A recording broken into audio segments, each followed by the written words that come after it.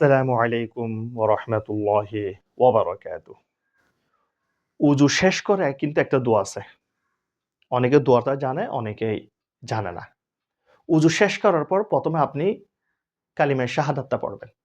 আশহাদু আল্লা ইলাহা ইল্লাল্লাহু ওয়াহদাহু লা শারীকা লাহু ওয়া আশহাদু আন্না মুহাম্মাদান আবদুহু ওয়া রাসূলুহু।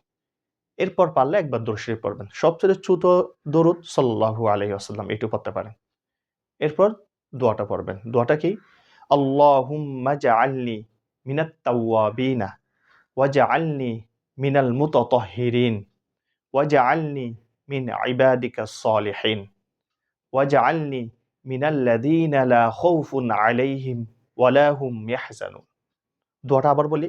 আল্লাহুম্মা জাআলনি মিনাত তাওয়াবিন ওয়াজআলনি মিনাল মুতাতাহহিরিন ওয়াজআলনি মিন ইবাদিকাস সলিহিন ওয়াজআলনি মিনাল্লাযীনা লা খাউফুন আলাইহিম ওয়া লা হুম ইয়াহজানুন।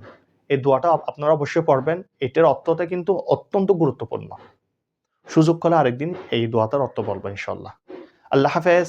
আসসালামু আলাইকুম ওয়া রাহমাতুল্লাহি ওয়া বারাকাতুহু।